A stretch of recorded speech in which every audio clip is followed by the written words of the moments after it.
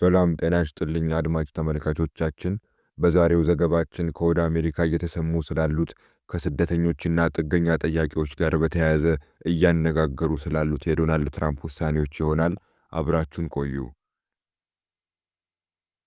ቢቢሲ እንደዘገበው ሁለት የብሔራዊ ዘብ አባላት ረቡዕ ዕለት ከዋሽንግተን ዲሲ ዋይት ሃውስ በቅርብ ርቀት በጥይት ተመተው ከባድ ጉዳት ደርሶባቸዋል።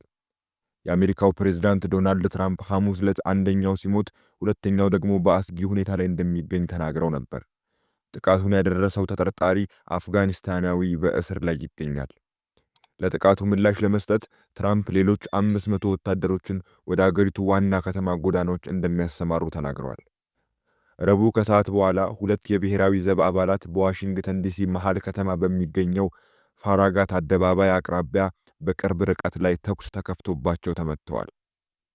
ወታደሮቹ ብዙ የቢሮ ሰራተኞች በምሳ ሰዓት የሚንቀሳቀሱበት በ17ኛውና አንደኛው ጎዳናዎች ጥግ ላይ ነበሩ ተብሏል። የዋሽንግተን ከተማ ሜትሮፖሊታን ፖሊስ ረዳት አዛዥ የሆኑት ጄፍ ካሮል ተጠርጣሪው ከጥግ በኩል መጥቶ ወዲያውኑ መተኮስ ጀመረ ሲሉ ወታደሮቹ ደፈጣ እንደተደረገባቸው አክለዋል። የዋሽንግተን ዲሲ ከንቲባ ሙሬል ቦውሰር ክስተቱ የታቀደ ጥቃት እንደነበር ተናግረዋል። ጥቃቱ የደረሰበት ቦታ ከዋይት ሃውስ በቅርብ ርቀት የሚገኝ መሆኑ በርካታ የሕግ አስከባሪ አካላት ለሁለቱ ተጎጂዎች የሕክምና እርዳታ ለማድረግና ታጣቂውን ለመያዝ በፍጥነት ቦታው ደርሰው ነበር።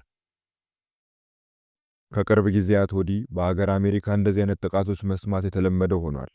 ዶናልድ ትራምፕ ለምርጫ ቀስቀሳ የተጠቀሙበት ዋነኛ ፖሊሲ ወደ አገሪቱ የሚገቡ የስደተኞች ቁጥርን በእጅጉ መቀነስ እንዲሁም ሀገር ውስጥ ያሉትንም በብዙ መጠን ከሀገር ማስወጣት ነበር።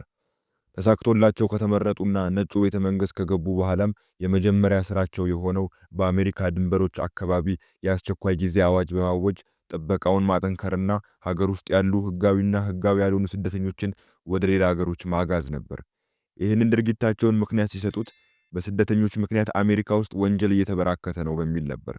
ከሰሞኑ እየተሰሙ ያሉት ድንገተኛ ጥቃቶችና ወንጀሎች እኚህን ሰው ምናልባትም ትክክል ይሆኑ እንደ ያስባለ ሆኖ አልፏል። ጥቃት የደረሰባቸው የብሔራዊ ዘብ አባላቱ ወደ ሆስፒታል ከተወሰዱ በኋላ አንዷ ሕይወቷ አልፏል።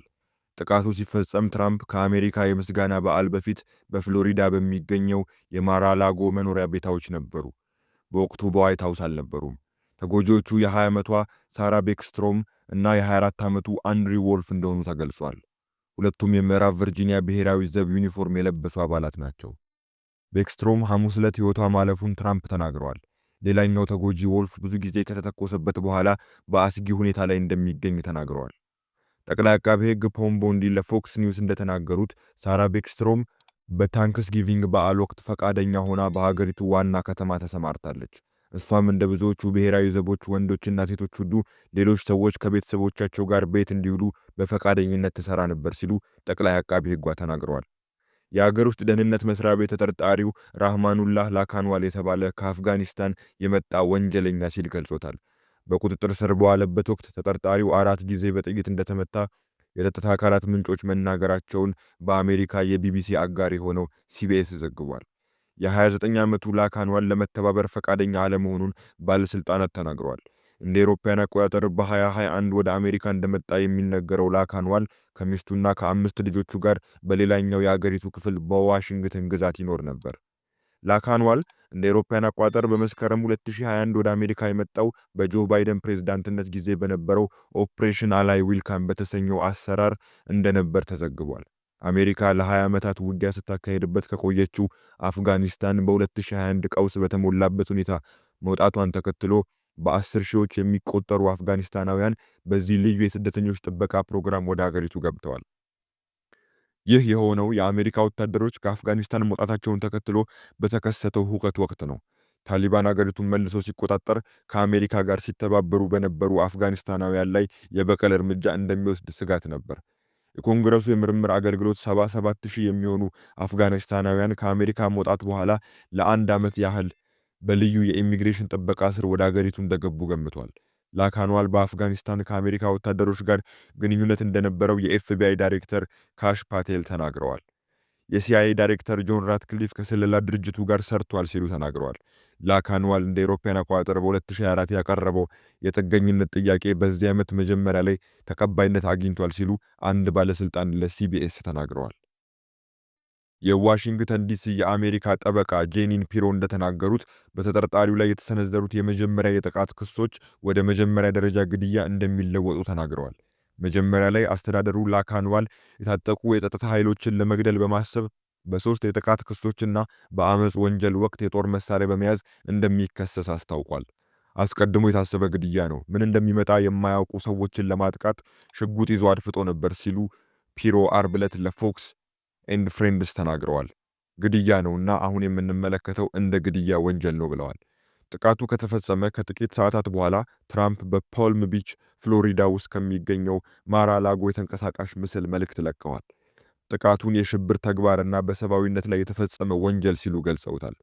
ትራምፕ አሁን ካሉት ወደ 2200 የሚጠጉ ወታደሮች በተጨማሪ ሌላ 500 ብሔራዊ ዘብ አባላትን ወደ ዋሽንግተን ዲሲ እንደሚያሰማሩ ተናግረዋል። የብሔራዊ ዘብ ወታደሮች እንደ ጦር ወታደሮች ሆነው ለማገልገል ሊሰማሩ የሚችሉ የተጠባባቂ ኃይል ናቸው። ነገር ግን ሕጉን ማስከበር ወይም ማሰር ስለማይችሉ የተወሰነ የስልጣን ነጻነት ብቻ አላቸው። ትራምፕ በነሐሴ ወር በአገሪቱ ዋና ከተማ ውስጥ ከቁጥጥር ውጪ ብለው የጠሩትን ወንጀል ለመዋጋት ወታደሮችን አሰማርተዋል። ወታደሮቹ ከተላኩ በኋላ በአገሪቱ ዋና ከተማ ውስጥ ያለው አጠቃላይ ወንጀል ቀንሷል። ይህም ትራምፕ ወታደሮቹ በጎዳና ላይ በመሰማራታቸው እንደሆነ ይገልጻሉ። የትራምፕ አስተዳደር የተጠርጣሪውን ማንነት አጉልቶ በማሳየት አሜሪካ ከአፍጋኒስታንና ከሌሎች አገራት ወደ አሜሪካ የሚመጡ ስደተኞችን በተመለከተ ያለውን አካሄድ ለማጠናከር የታለሙ የተለያዩ እርምጃዎችን ይፋ አድርጓል። ጥቃቱ በተፈጸመበት ረቡዕ ዕለት ከአፍጋኒስታን የመጡ ሁሉንም የስደተኝነት ጥያቄዎች ታግደዋል። በማግስቱ የአሜሪካ የዜግነትና የኢሚግሬሽን አገልግሎት ከ19 አገሮች ወደ አሜሪካ ለተሰደዱ ግለሰቦች የተሰጠውን የመኖሪያና የሥራ ፈቃድ እንደገና እንደሚመረምር አስታውቋል። ትራምፕም ከዚህ በፊት ያላደጉና ታዳጊ አገሮችን ለመግለጽ ጥቅም ላይ የዋለውን ቃል በመጠቀም ከሁሉም የሶስተኛ ዓለም አገሮች ስደተኞች ወደ አሜሪካ እንዳይገቡ የሚያደርግ ዘላቂ እገዳ ለመጣል እቅድ እንዳላቸው ተናግረዋል። የዩናይትድ ስቴትስ የዜግነትና የኢሚግሬሽን አገልግሎት ኃላፊ ጆሴፍ ኤድሎው አርብ ዕለት በኤክስ ገጻቸው ባጋሩ ጽሑፍ የትራምፕ አስተዳደር እያንዳንዱ የውጭ ዜጋ በተቻለ መጠን ከፍተኛውን ደረጃ እስኪመረመርና እስኪጣራ ድረስ ከሁሉም ሀገራት ለሚመጡ የጥገኝነት ጥያቄዎችን ያቆማል ብለዋል። ወትሮም ቢሆን ምክንያት ሲፈልጉ የነበሩት ዶናልድ ትራምፕ አሁን አሜሪካ ኋላ ቀር ለሆኑ ሀገራት በሯን ዝግ እንደምታደርግ እየገለጹ ይገኛሉ። ከዚህ በፊት ወደ አሜሪካ ገብተው ሕጋዊ የነዋሪነት ፍቃድ ያገኙትን ቢሆኑ ድጋሚ ማጣራት እንደሚደረግባቸው ተናግረዋል። ዶናልድ ትራምፕ ከምዕራቡ ዓለም አኗኗር ጋር የማይሄዱ ያሏቸውን ሀገራት ዜጎቻችሁን ከእንግዲህ በቋሚነት አልቀበልም እያሉ ይገኛሉ። ዘገባው የቢቢሲ ነው።